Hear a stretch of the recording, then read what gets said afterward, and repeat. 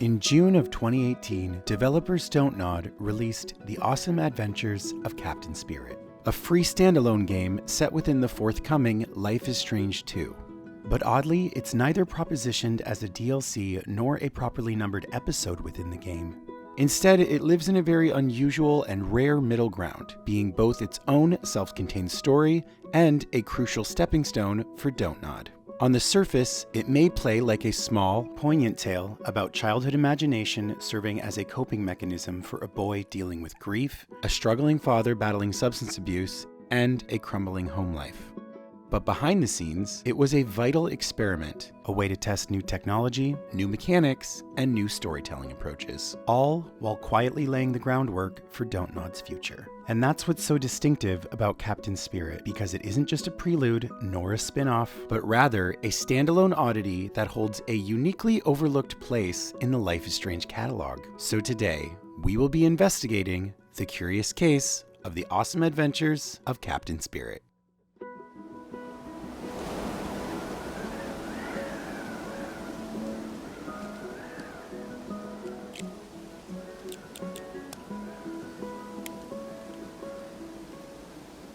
Spirit of my silence, I can hear you, but I'm afraid to be near you, and I don't know where to begin, and I don't know where to begin.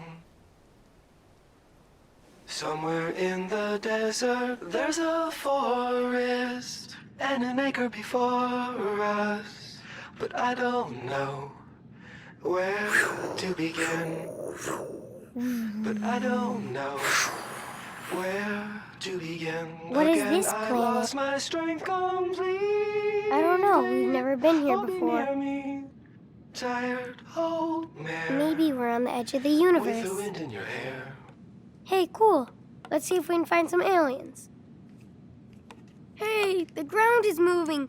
The planet's gonna eat us. Meet the star of our little journey here. This is Chris. He's 9 years old, and he is absolutely obsessed with superheroes. And it's something that he's really begun to dive into more and more in an increasingly tumultuous home life. Chris lives with his father, Eric, in Beaver Creek, Oregon. Chris recently lost his mother, and their home life just hasn't quite been the same. They've recently moved into a new house, and Chris is doing his absolute best to adjust. However, the relationship between him and his father has become very strained. More on that as the video continues.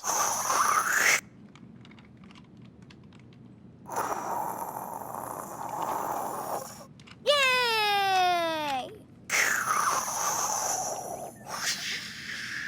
It's just me, Captain Spirit, who can bend all matter to his will. We are immediately given our first choice, which is how to design our superhero costume. This is something the player is going to be tasked with creating throughout this little DLC, although it's not really a DLC, and it's also not an episode within Life is Strange 2. You could technically call it Life is Strange 2 Episode 1.5, because it does take place essentially right between Episode 1 and the start of Episode 2. And we're going to talk more about that and the very unusual specificity of the awesome adventures of Captain Spirit. So you can choose helmet or mask, dark or colorful, and this is going to affect two things through this episode. First of all, it's going to affect the menu colors. As you may have noticed at the start of this video, the Captain Spirit logo was yellow, but then it shifted to red. It was yellow before I started a new game, and then after I made this decision and I went back to the opening, it was red. Super neat touch. As always, this is something Don't Nod does, and it's always a fun little Easter egg to discover. All the shifting different opening titles through each episode of Life is Strange, all the different variations of the Lost Records intro. Captain Spirit is no exception. And of course, the bigger thing that this costuming choice is going to affect is the actual look and style of the costume you're going to build through this game. Really cool idea. What about the armor? So cool. Should he be dark or colorful? Beware, Mantroid. Watch out. Captain Spirit is ready for battle.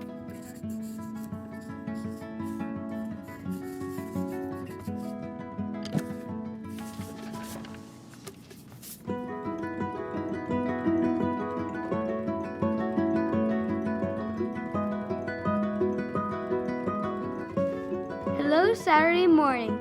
I can do anything I want today. So rather than having an original score like Life is Strange 1 and 2 has by Jonathan Morelli, this episode uses the song Death with Dignity by Sufjan Stevens as its main theme, and it has a sort of recurring leitmotif throughout this game. I love it. It fits so perfectly. It really is in tone with that sort of childlike, imaginative spirit, and it really hits the feels, especially for me, like kind of gives me goosebumps when I listen to it in context with this game. I forgive you, mother. I can hear you, and I long to be near you. But every road leads to an end. It's just so pretty and it works so well. And also Sufjan Stevens' vocals are so beautiful and I think really resonate with that Life is Strange vibe, don't you think? Watch out, supervillains. Today I make my own superhero costume. It is time for my secret tattoo. Only my team will know what it means.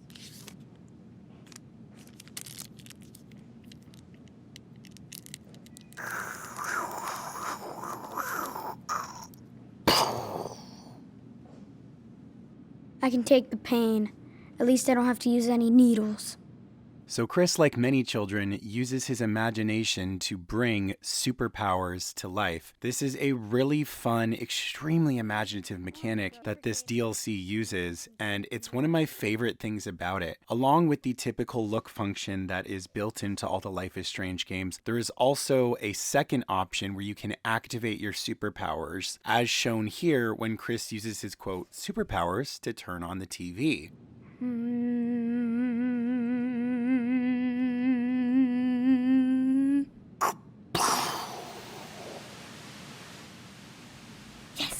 I officially declare this scene a Tier 5 cute moment. That's right, we're at Tier 5. We're at Tier 5. Alert all the waifus. Actually, I don't know what a waifu is. Is that a good or is that... That's not a dirty thing, is it? Hold on, I gotta look something up. Okay, never mind. I gotta cut that part out.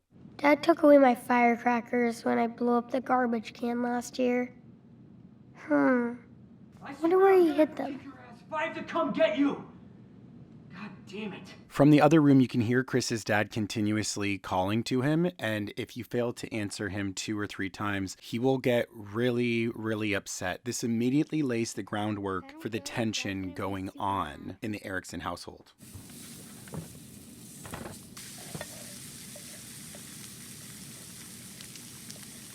Hey, Chris, you better come to breakfast when I holler at you, or else we're gonna have a problem. But I... Don't. This isn't a hotel, buddy. I got things to do.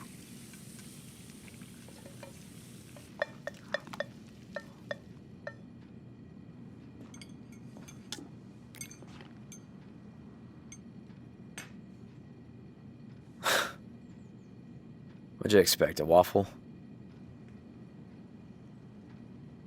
It's good. Oh, you can lie better than that. Dad, I'm not lying. It's just the eggs are good. Dontnod does an exceptional job with portraying this kind of difficult relationship, and I can attest to that because I am so uncomfortable right now. The way that Chris said nothing and did nothing and just ate the eggs, and his dad kind of took him to task for that. Oh man, that really echoes so many experiences that I've heard from close friends who grew up with this particular dynamic. Furthermore, Chris's dad taking him to task for bringing up their mother is 100 times even more uncomfortable. I just like sunny side up. Like Mom used to make. Yeah. Me too. But that's not gonna happen. I know. You can't keep saying, Mom used to do this or that. I know more than anybody, Chris. I know. Okay? Yeah. Okay.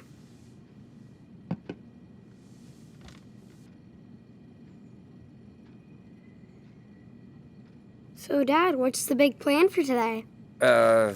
Big game plan. Even though we'll probably lose again. Gotta get rid of that coach. Today, I bet we win. Now that's the fucking spirit. Sorry. Don't swear, okay? I don't. Superheroes don't swear. Looks like I'm off the team. Nah. You're cool. Like a rebel.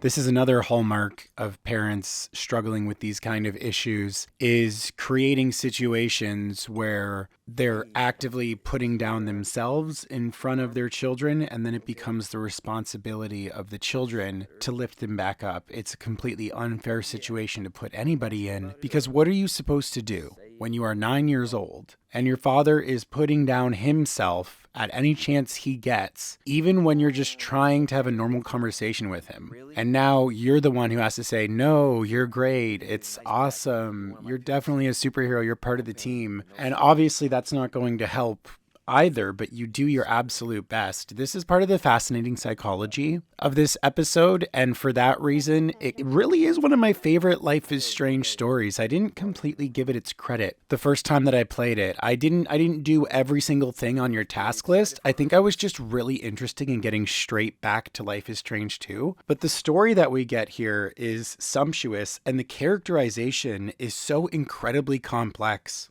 In a lot of ways, it feels like the Life is Strange franchise kind of peaked with what they were trying to do here, because for all the love that I have for True Colors and the love that I definitely don't have for Double Exposure, neither of those entries has ever really been able to achieve that level of character complexity based on the real psychology and sociology of the real world like we see here. This episode is a meditation on the fragility of substance abuse and children's high capacity for understanding complex situations that their parents may very well take for granted. It's a well-crafted, sensitive side story that deserves its accolades, and I feel, I guess you could say, somewhat sheepish that I didn't really give it its flowers when I initially played it. It's part of the reason that I take such immense pleasure in making these reviews. I love getting to reassess my own biases. I love getting to dig deeper into each game than I ever had before, because I always come out on the other side understanding more, and therefore understanding more about myself. I understand now why I didn't properly give this episode its time, and a lot of that just had to do with my idea of DLCs being something that you're not meant to linger on very much. But this is such a sumptuous story. This is one that I really encourage players to spend as much time as possible in. It is almost an entire episode of Life is Strange 2 itself. You can spend about a good hour and a half in this story. As you can see here, you have all of these different tasks, which is also really fun, the way that it's put together, drawn on this paper, and it's called My Awesome Things to Do. The branding, the graphics, the UI for this episode are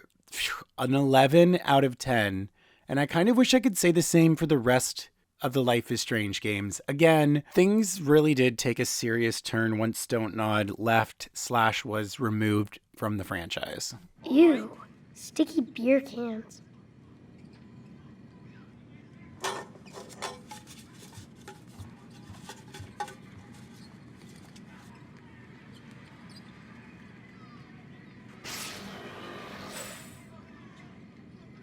Drink up.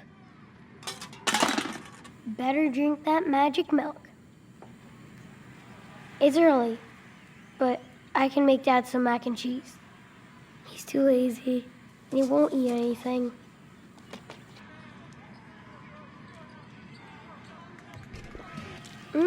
I feel the power.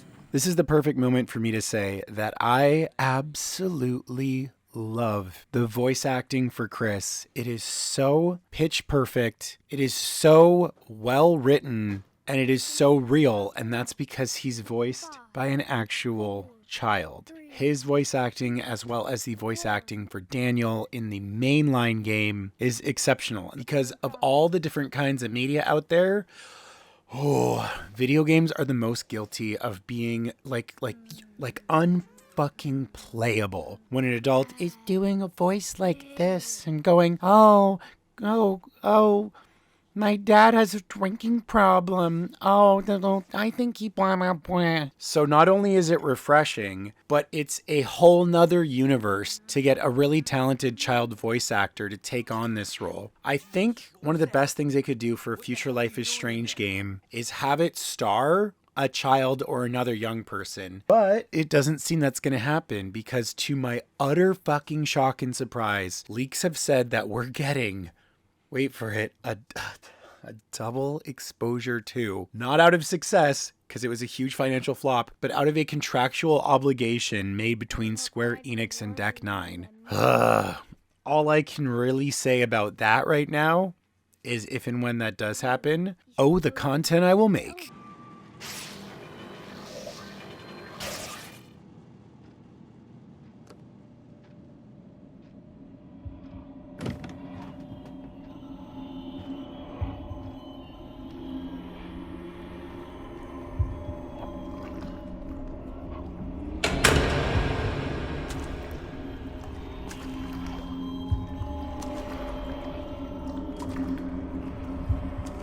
So now Chris faces the Water Eater, one of several fantastical battles that he has throughout this DLC. This is really cute. I also love that this gives Don't Nod an opportunity to try some cool, surreal, otherworldly imagery. We're going to get a few instances of that in this game. And also the fact that the reality of the situation here is that Chris just really doesn't like going near the water heater, but that it's also broken down, so he has to fix it. So him using his imagination to see it as a literal villain that he has to overcome is just another reason why Don't Nod did such a great job with portraying this character and the world that he lives in, both real and imaginary. No more fear. I have to face this monster. The city needs hot water.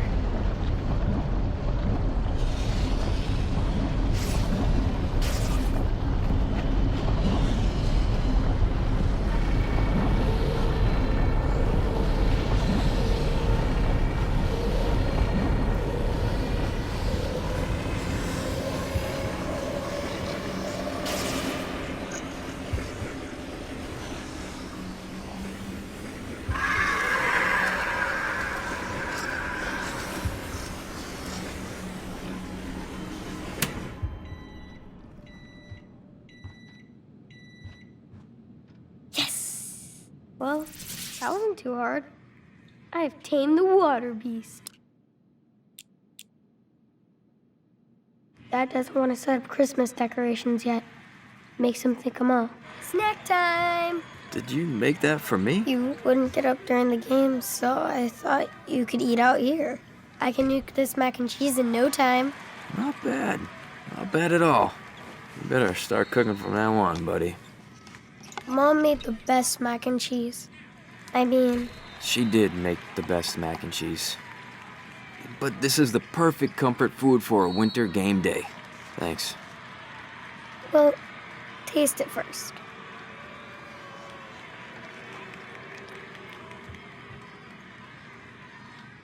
Best mac and cheese ever.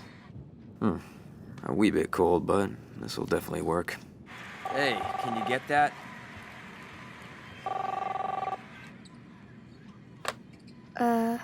Hello? Good morning, sir. How are you this glorious day? Okay. Alternatively, if Chris doesn't pick up the phone, his dad will yell at him more and more. Chris, answer the phone! You don't hear the phone ringing off the hook? Thank you for asking, young man. My name is Derek, and I'm a proud member of the Universal Uprising Church. Chris, who the hell are you talking to? Nobody, Dad. Jesus is...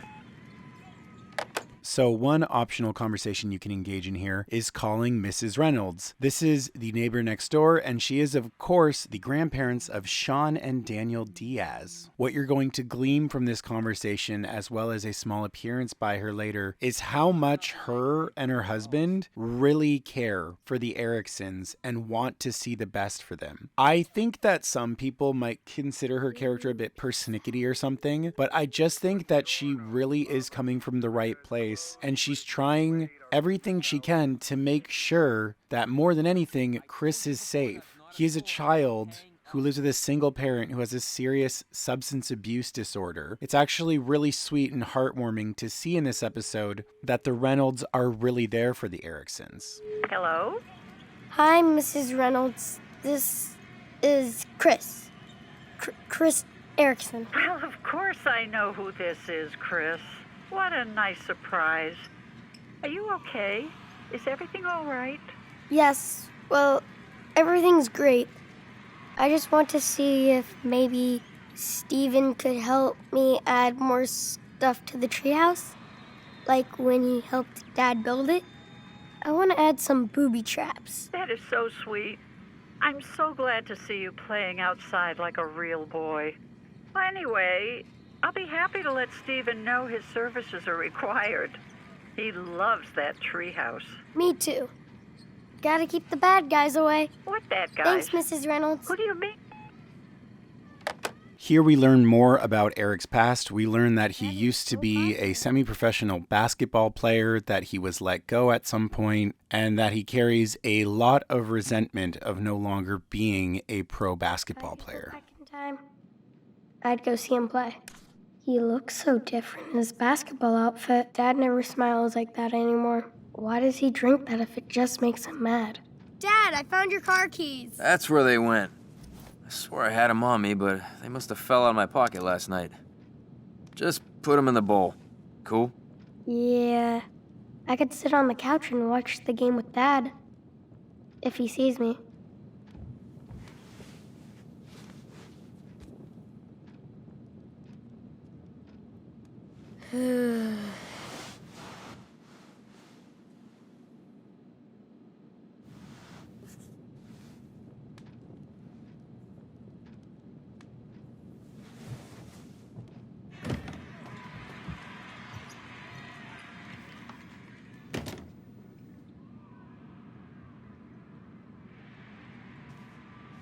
I'm glad Dad kept Mom's perfume. Smells just like her. Now, if you found the key to his father's closet, you'll find some really vital information here, including the fact that they lost their house because he couldn't pay the mortgage, and the fact that he lost his job, and that's when he started working at the railway. You also see a poster for AA, which Chris himself comments is scary. Perhaps one of my favorite scenes in this episode is when Chris puts on one of his mother's vinyls, which is a Bat for Lashes record. This is such a wonderful, beautiful song. The soundtracks to Don't Nod's games are always an 11 out of 10, and why should we get anything else, even in a free DLC? Dad doesn't play Mom's records as much as before.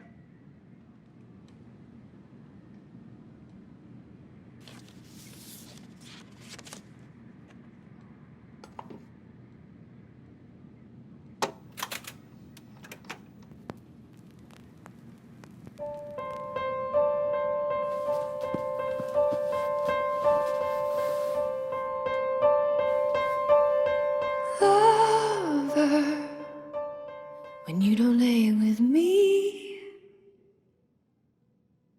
I'm a huntress for a husband lost at sea.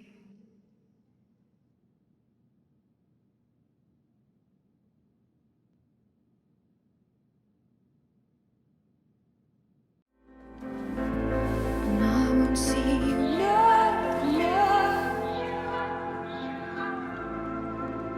I love listening to Mom's old records. no more.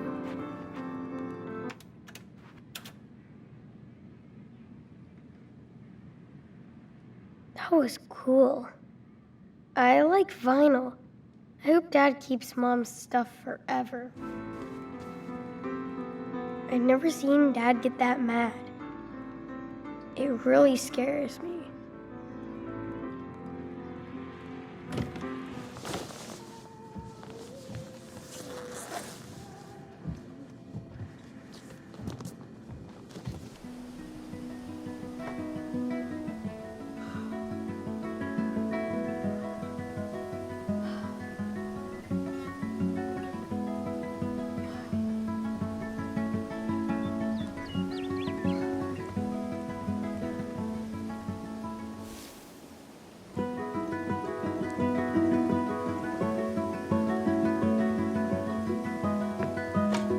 Nothing can escape the deadly aim of the beer hunter.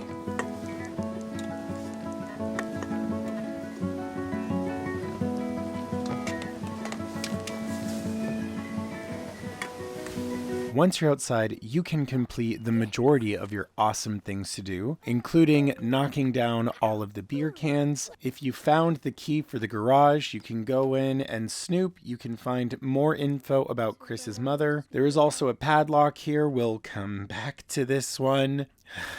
If you've seen my other videos about Life is Strange, you know how I feel about codes and keys and padlocks. You can find some cardboard packaging for the beer to wear as your costume. One could say it's a little sad, maybe even a little ghoulish, that Chris takes his father's alcoholism and turns it into things like taking the beer cans and turning it into a game, taking the beer packaging and turning it into his costume. I guess one could also read it as it's not that deep. But you know what? Even as I'm saying that, no, it is. Because obviously, because of Chekhov's gun, everything that's set up has to have a payoff. It has to be intentional. The fact that even the snowman has a beer can for a nose. There's so many beer cans in the house. Chris comments on this a couple times. This is just another one of those really detail-oriented things that Don't Nod does, where the details fit in with the story. They're very, very, very good at that.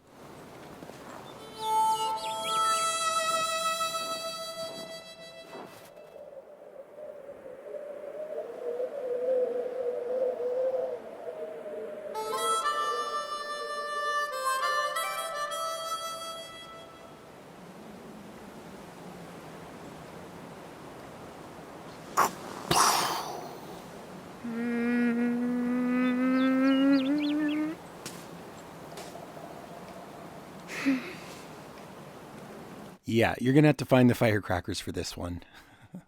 So cute, though. Am I wrong? Or is this not like the cutest episode of Life is Strange? I love Chris so much, and motherfucker, what I wouldn't give for an episode of just Chris and Daniel together. Learning, spoiler alert for the end of Life is Strange 2 here, but learning in the high morality endings that Daniel goes to live with the Reynolds and that he grows up with Chris and that they go to high school together is so amazing and makes me feel so good on the inside. And that's such a lovely conclusion that we get in the high morality endings.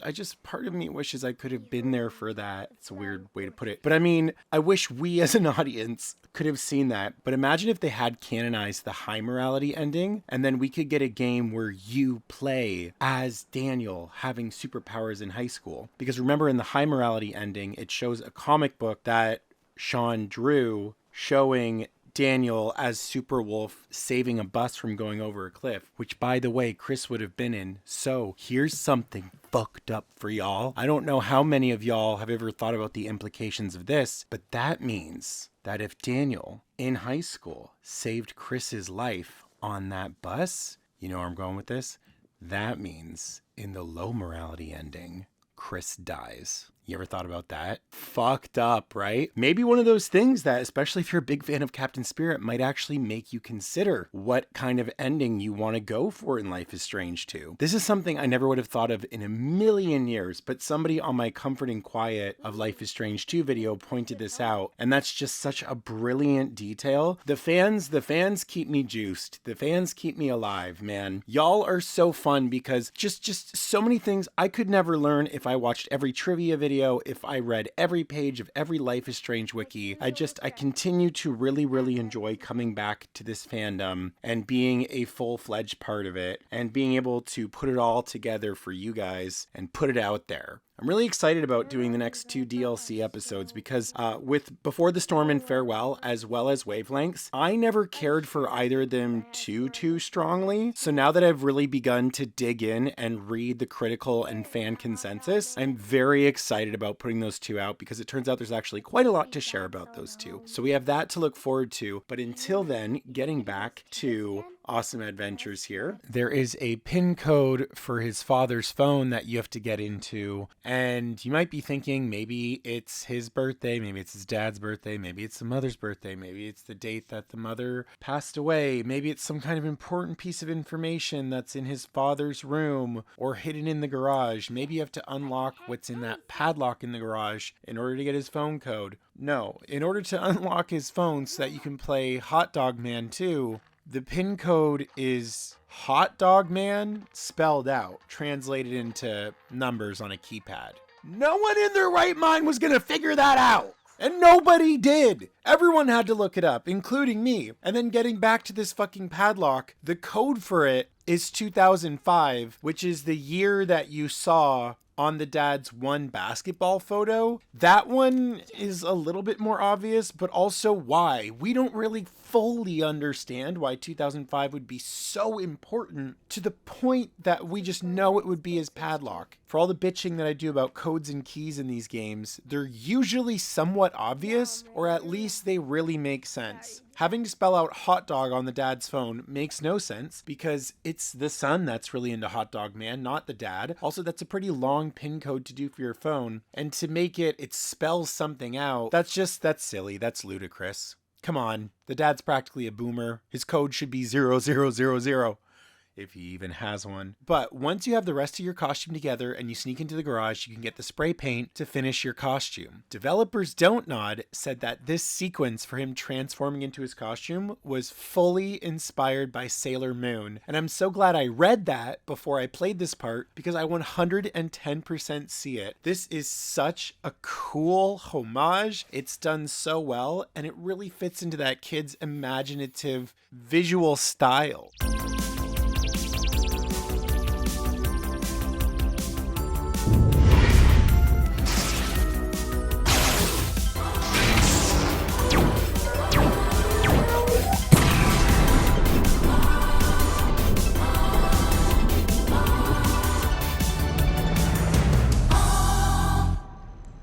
Once you've unlocked that padlock, you can get the firecrackers and you can blow up Snowmancer. Yay, you did it. Then you can go up to your treehouse where you can find some of Chris's hidden little trinkets, including the cipher to his map, which will decode the maze we're about to see in a minute. If you stole a cigarette, you can try that. Naughty, naughty. And then you can sit at the edge of the treehouse and have another beautiful moment of reflection to Death with Dignity by Sufjan Stevens.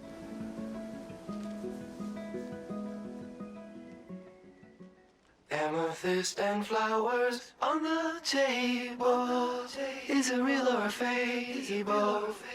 Well, I suppose a friend is a friend. And we all know how this will end. So once you've figured out the cipher to Chris's treasure map, you can enter the Maze of Doom. If you don't have the cipher, you're literally just going to loop inside this endless liminal space forever. But if you figure out the code, which is something like left, left, right, left, you'll come out on the other side and Chris has another little treasure box, this one containing treasured memories and photos with him and his mother, his family. It's a really beautiful, tender moment. And again, we get that beautiful theme of Death with Dignity by Sufjan Stevens. I forgive you, mother, I can hear you, and I long to be near you. But every road leads to an end. Yes, every road leads to an end. Your apparition passes through me in the willows and 5 red hands. You'll never see us again. You'll never see us again.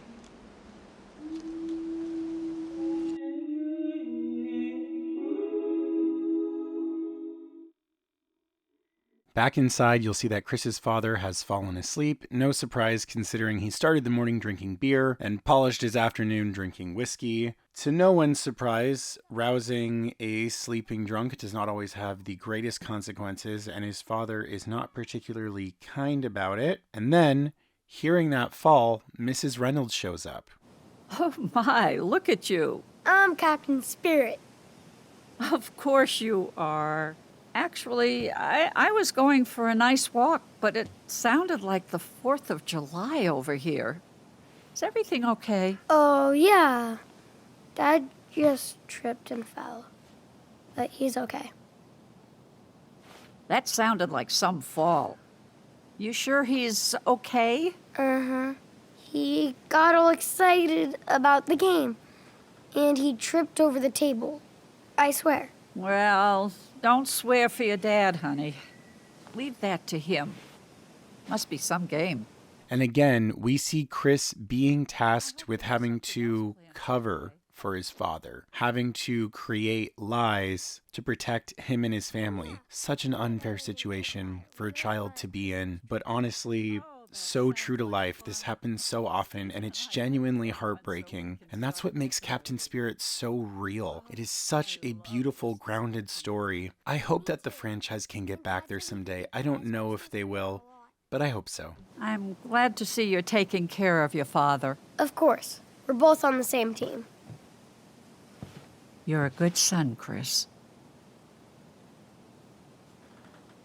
Listen, Chris, I'm only steps away from your house. If you ever feel scared, you can come visit us anytime, day or night. Understand? We're here for you. Okay. Sure. Thanks. Thanks, Claire. I promise I'll see you later. So what did that nosy bitch want? Nothing. Oh, nothing, huh? I was listening. I heard it all. You could have gotten rid of her. I tried. Man, I bet you want to tell her what a shitty dad you have. Huh? No, she just wanted to say hi. I didn't say anything, Dad. I swear. Dad, please believe me. Jesus, stop that whining. You're not a baby anymore. Oh, boo-hoo, Daddy. Believe me. Grow up. But You're just like your mom. Every time I look at you, every time you talk, Stop it. I see your face. Why? And if it wasn't for you, she would have never taken the car that day. Never. Oh, hey, Chris, look, hey, I didn't mean that, buddy. Yes. Yes, you did. No, listen, Chris.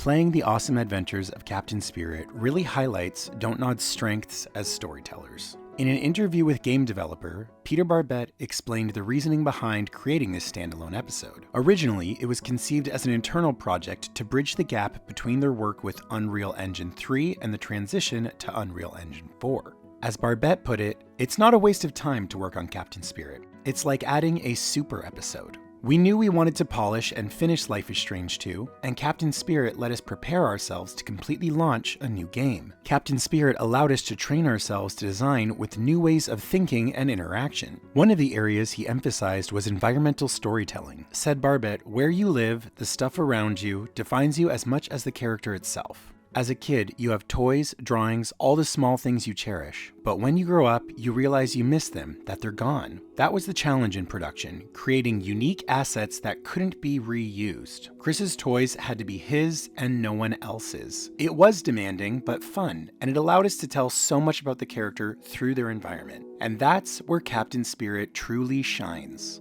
From Chris's room full of toys, to his little hiding spots, to the vivid visual style of his imagined superpowers, the game remains one of the strongest showcases of Dontnod's gift for world building. It's a beautiful little experiment, and one that this humble creator still hopes the series can return to someday.